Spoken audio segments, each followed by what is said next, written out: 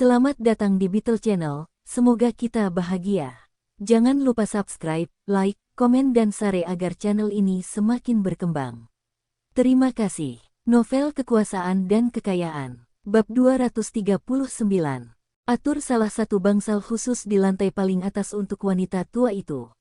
Saya akan menjadi dokter yang merawatnya dan dia masih dalam kondisi kritis 2 hari ini. Jika Anda semua melihat sesuatu yang tidak normal, segera hubungi saya. Tidak semua orang bisa tinggal di satu bangsal. Hanya mayor jenderal atau direktur biro setingkat ke atas yang dapat tinggal di sana. Tapi Nyonya, Han telah memberikan instruksi dan wakil direktur Qin harus melakukan yang terbaik. Jawab Dong Suebing. Maaf merepotkanmu. Wakil direktur Qin menepuk bahu Dong Suebing. Tidak apa-apa. Pemeriksaan jenazah di lantai atas belum selesai. Naiklah ke atas 1 jam lagi. Dong Suebing tahu wakil direktur Qin sedang membicarakan Nyonya. Pemeriksaan Han, dan dia mengangguk. Ibu Liang Chengpeng terbangun ketika perawat mendorongnya ke bangsal. Dia terlihat baik-baik saja dan masih bisa tersenyum padanya. Operasi jenis ini bukan operasi terbuka dan tidak memerlukan anestesi. Di lantai paling atas, bangsal tunggal. Bungkam. Istri Liang Chengpeng bertanya, "Bagaimana perasaanmu?" Wanita tua itu tersenyum. "Saya baik-baik saja. Dada saya tidak sakit dan bisa bernapas lebih baik. Haha, aku membuat kalian semua khawatir. Dapeng, kembali bekerja." "Saya baik-baik saja sekarang." Liang Chengpeng menggelengkan kepalanya. "Saya akan menunggu sampai kondisi Anda stabil." Istri Liang Chengpeng menyeka air matanya. "Kita harus berterima kasih kepada Ketua Dong. Dokter muda tersebut memberitahu kami bahwa tingkat keberhasilannya hanya 40%, dan angka ini ditujukan untuk pasien yang lebih muda. Anda sudah berusia 80 tahun dan itu lebih berbahaya." Tapi Kepala Dong meminta Direktur Rumah Sakit Qin, seorang spesialis dalam operasi semacam ini, untuk melakukan operasi dan menyelamatkan Anda. Wanita tua itu memandang Dong Suebing. Dia pernah bertemu dengannya sebelumnya ketika Dong Suebing mengunjunginya ketika dia dirawat di Rumah Sakit Rakyat Kabupaten. "Terima kasih, Xiao Dong," jawab Dong Suebing. "Kepala Biro Liang telah memberikan perhatian khusus kepada saya di biro, dan ini bukan apa-apa." Beberapa saat kemudian, wanita tua itu tertidur dengan istri Liang Chengpeng menemaninya di samping tempat tidur. Dong Suebing dan Liang Chengpeng keluar dari bangsal. Di koridor, kata Dong Suebing, "Kepala Liang, saya ada urusan dan harus pergi. Saya akan mengunjungi wanita tua nanti." Liang Chengpeng menghela nafas dan menepuk bahu Dong Suebing. "Saya tidak akan mengucapkan kata-kata terima kasih lagi. Berhutang budi padamu." Dia tahu dia berhutang budi pada Dong Suebing dan kembali ke bangsal setelah Dong Suebing pergi.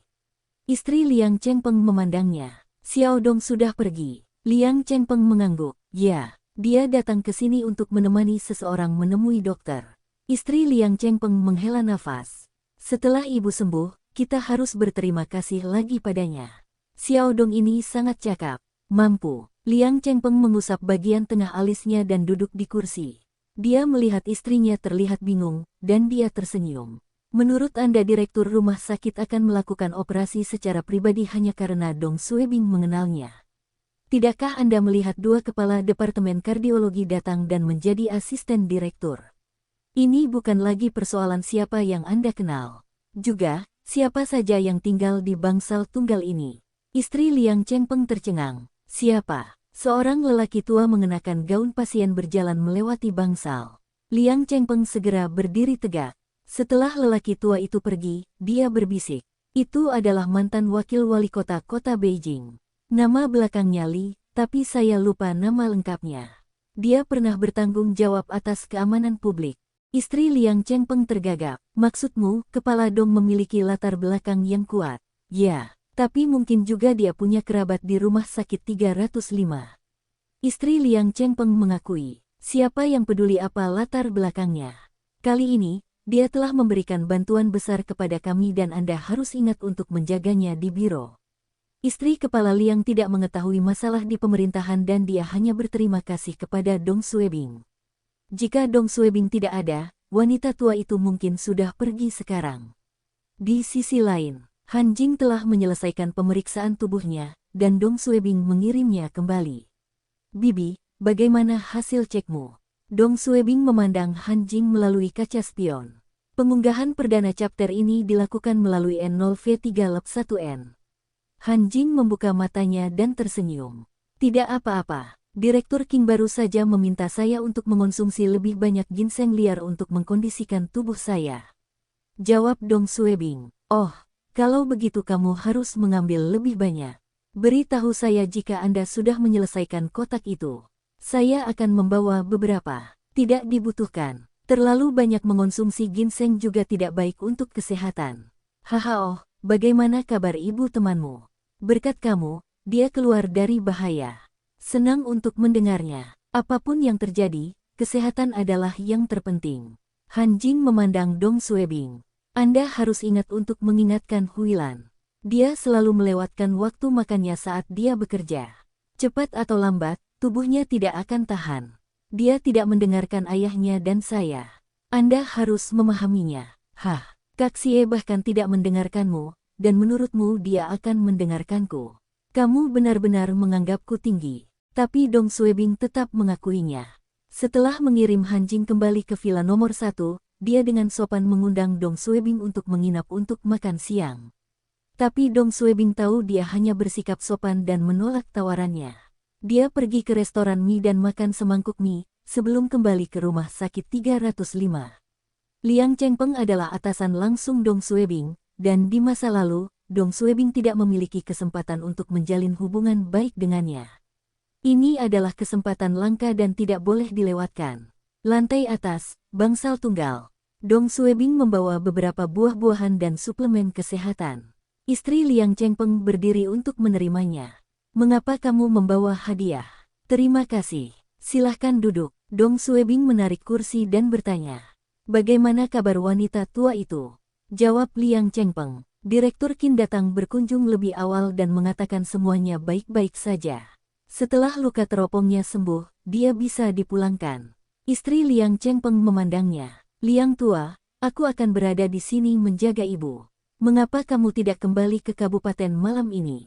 Liang Chengpeng menggelengkan kepalanya. Saya akan tinggal beberapa hari lagi. Dong Suebing bertanya. Kalian semua baru saja tiba di Beijing pada pagi hari dan seharusnya belum memesan hotel kan? Biarkan aku mengaturnya untukmu. Istri Liang Chengpeng menjawab dengan penuh rasa terima kasih. Tidak, terima kasih. Kami tidak ingin merepotkan Anda lebih jauh. Kami hanya akan mencari tempat dari kantor pemerintah Kabupaten Beijing nanti.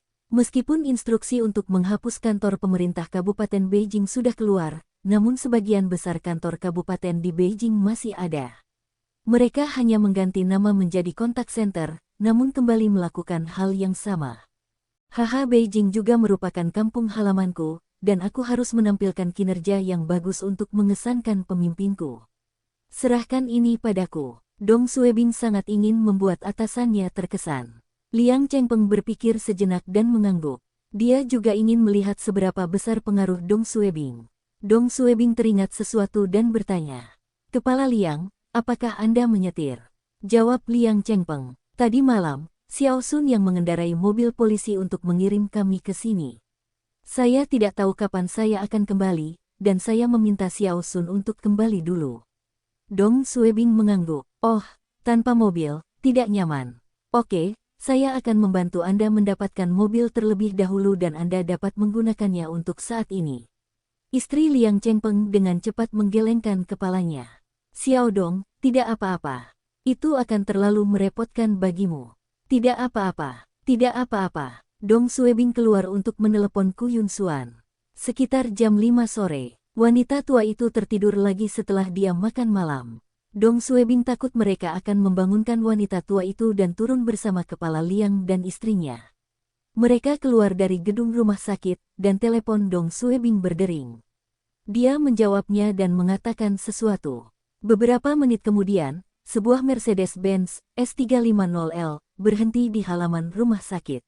Asisten Ku Yun Xuan, Xiao Tao, turun dan memberikan kunci kepada Dong Suebing sebelum berangkat dengan taksi. Liang Chengpeng dan istrinya terkejut. Mereka tahu berapa harga mobil ini. Ini adalah kelas Mercedes S dan bukan kelas C. Dong Suebing tersenyum dan memberikan kunci kepada kepala Liang. Silakan gunakan mobil ini dulu. Saya telah meminta seseorang untuk mengisi bensin. Liang Chengpeng memandang Dong Suebing dan mengambil kuncinya. Dalam hatinya, kesannya terhadap Dong Suebing meningkat. Ketua Xiao Dong tampaknya baik-baik saja di Beijing. Namun yang paling mengejutkan Liang Chengpeng dan istrinya adalah saat Dong Suebing mengendarai Buick MPV miliknya untuk mengajak mereka makan malam. Liang Chengpeng melihat izin masuk ditempel di kaca depan dan terkejut. Itu adalah izin masuk Villa Komite Tetap Beijing. Istri Liang Chengpeng juga tercengang. Dia tidak tahu bahwa dia seharusnya tidak menanyakan hal ini dan hanya berkata, "Izin masuk ini adalah." Dong Suebing melihat sekilas izin masuknya. "Oh, seorang teman membantuku mendapatkannya. Villa Komite Tetap Beijing. Itu bukan kantor pemerintahan kota Beijing, dan ini bukan penginapan untuk orang biasa. Tempat ini diperuntukkan bagi sekretaris komite partai kota, yang juga merupakan anggota komite urusan politik, wali kota, anggota komite partai pemerintah pusat, dan wakil wali kota eksekutif kota Beijing. Mereka semua adalah anggota komite tetap kota. Disinilah mereka tinggal. Izin masuk ini lebih kuat daripada izin masuk kawasan keluarga pemerintah kota dan gabungan seluruh kawasan pemerintah. Dengan izin masuk ini, Anda dapat memasuki kantor pemerintah kota manapun dan tidak ada yang akan menghentikan Anda. Izin ini hampir mustahil didapat. Bagaimana kepala Xiao Dong mendapatkannya?" Liang Chengpeng melihat punggung Dong Suebing. Dalam hatinya, dia bertanya-tanya apa latar belakang Xiao Dong. Setelah beberapa saat, Dong Suebing memarkir mobilnya di tempat parkir restoran Wang Fu. Istri Liang Chengpeng ragu-ragu. Kita akan makan malam di Wang Fu." Liang Chengpeng dan istrinya belum pernah ke restoran kelas atas seperti itu sebelumnya. Restoran Beijing terbaik yang pernah mereka kunjungi ada di Shangri-La. Salah satu teman Liang Chengpeng membawa mereka ke sana pada salah satu kunjungan mereka di masa lalu. Bersambung, terima kasih telah menyaksikan dan mendukung channel ini.